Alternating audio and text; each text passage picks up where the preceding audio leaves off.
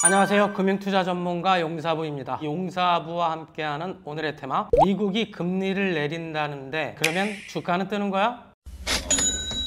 잭슨홀 미팅. 그게 끝나고 미 연준의 제롬 파월 의장은 발언을 통해서 확인해 주었습니다. 9월 FOMC 회의를 기점으로 해서 금리 인하 사이클에 진입할 것이 분명해졌습니다. 시장 참여자들은 과연 그 말에 동조하고 있는지 바라보는 시각을 한번 살펴보도록 하겠습니다. 지금 보고 계시는 표는 금리 트레이더들이 보는 페드 워치가 되겠어요. 좌측에 보시면 미팅 데이트라고 되어 있는데요. 미국 FOMC 회의 미팅이 열리는 날짜입니다. 가장 최근에 열릴 날짜는 9월 18일인데요. 그때 보면은 우측에 파란색으로 하이라이트 되어 있는 부분이 있죠. 70% 이상이 5에서 5.25%, 지금보다 0.25% 정도 내릴 것이다. 올해뿐만 아니라 내년에 열리는 FOMC 회의에 때마다 연이어 금리를 미 연준은 인하하여 내년 7월이 되면 지금보다 약 2% 정도 내려서 기준금리 범위가 제시하는 범위가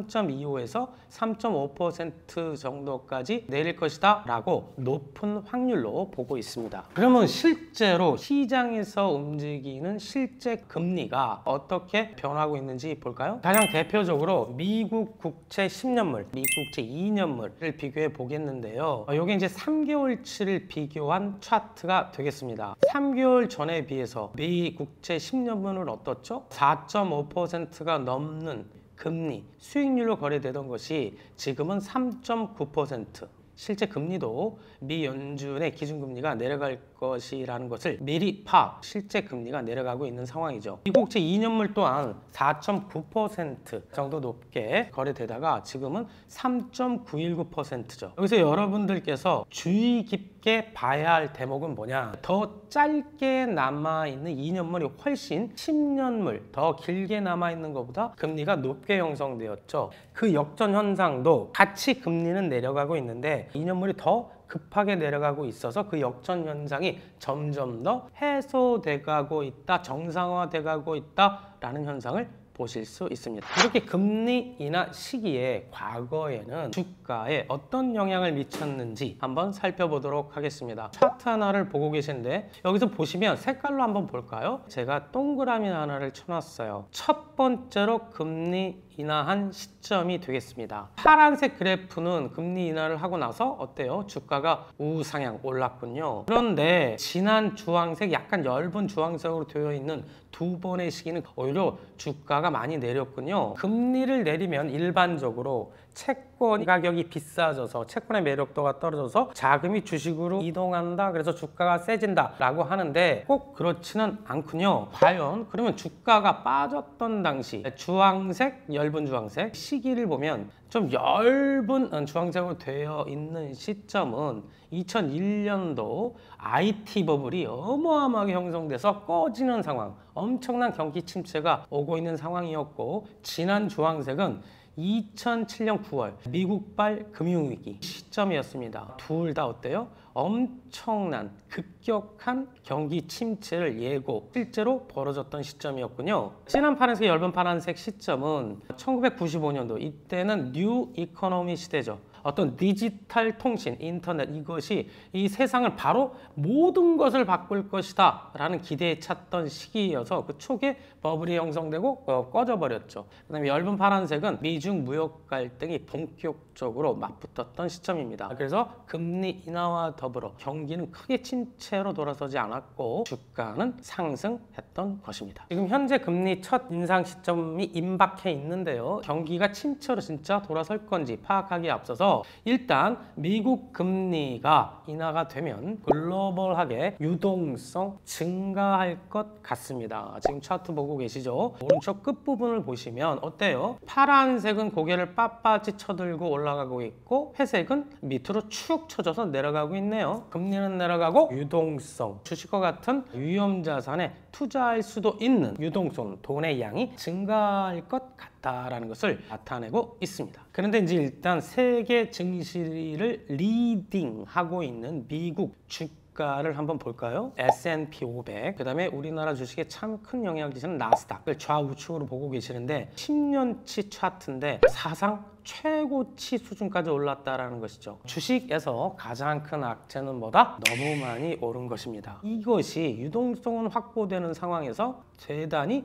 부담스럽다라는 것이죠. 빨간색으로 네모 박스 2개를 쳐놨죠. 특징이 뭐죠? 주가가 쭉 오르다가 쭉 빠지는 큰 폭의 조정을 받은 시점이죠. 첫 번째, 미국발 금융위기가 생겼을 때. 두 번째는 2000년도 코로나 유행했을 때 상황입니다. 엄청난 충격이 왔을 때는 주가도 정말 그 반토막이 나버리는군요.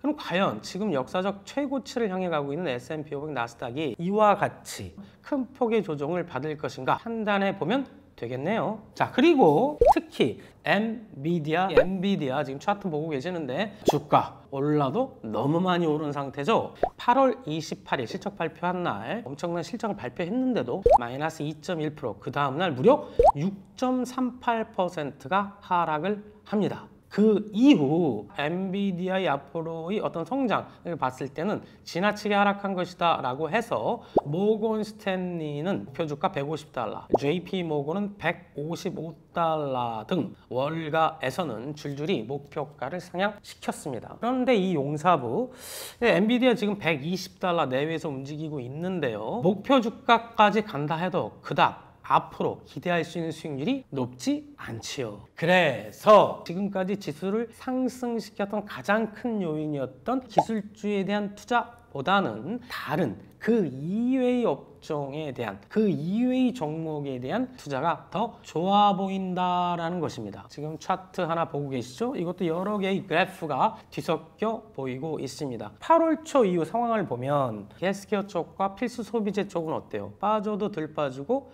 탄탄하게 오르고 있는데 지금까지 미 증시를 주도했던 빅테크 7 반도체 부분 어때요? 빠질 때 크게 빠지고 오를 때 거의 회복을 못하고 있는 상황이다라는 것입니다. 결론적으로 앞으로 어떻다고요? 금리 인하와 경기가 어떻든 경기 방어, 즉 두 가지가 교집합으로 겹치는 부분이 있어요. 그거에 가장 큰 혜택을 받는 업종이 헬스케어와 소비재 업종이 되겠습니다. 자, 그리고 우리는 워렌 버핏의 스탠스를 보면서 힌트를 찾을 수가 있습니다. 그분이 운영하는 투자 회사가 있어요. 이름이 버크셔 해서웨이. 올해 2분기 애플을 어마어마하게 보유하고 있었거든요. 그 애플 보유 지분 가운데 무려 500억 달러, 우리나라 돈 한 68조 정도 되는데 매도해 버립니다. 그럼 기존에 보유한 거에 한 3분의 1을 매도한 거고 많은 부분을 매도했다라는 것은 앞으로의 주가 상승률, 기대 수익률이 그렇게 크지 않다라고 판단했던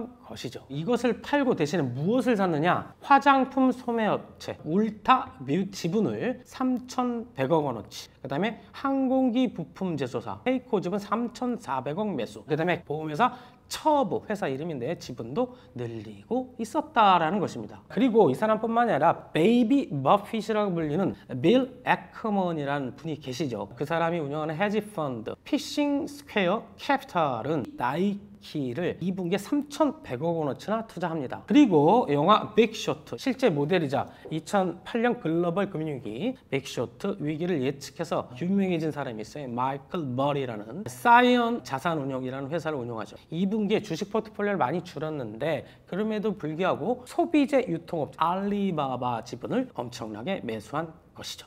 자, 이런 상황에서 앞으로 여러분들께서 주의 깊게 봐야 할 건 뭘까요? 지금까지는 미국 연준은 물가를 잡고자 노력을 많이 했어요. 그래서 CPI, PCE 같은 물가 지표를 상당히 중요하게 봤는데 요새 계속 몇 달째 보면 어때요? 2%대로 안정화된다는 걸 볼 수가 있죠. 이제는 물가는 볼 필요 없다. 그것보다는 경기 침체를 예측할 수 있는 지표가 중요한데 그 중에 하나가 ISM 지표가 있고 실업수당 청구 건수, 실업률 같은 것이 되겠습니다. 그림 하나를 보여드리고 있죠. 서비스업 지수는 50을 기준으로 50 이상에서 움직이고 있는데요. 그 50 밑으로 떨어지면 경기 침체를 예고하는 거예요. 이것이 매달 초 50 이하로 떨어지는지 예의 주의하시면서 보시기 바라겠고, 주간 신규 실업수당 건수는 어떻겠어요? 실업수당을 많이 청구하면 경기가 좋아요, 나빠요? 나쁘겠죠? 이건 매주 발표하죠. 지금 한 22만, 23만 요 정도에서 움직이고 있는데 이게 30만 명 이상 실업수당을 청구하는지를 살펴보시면 되겠습니다.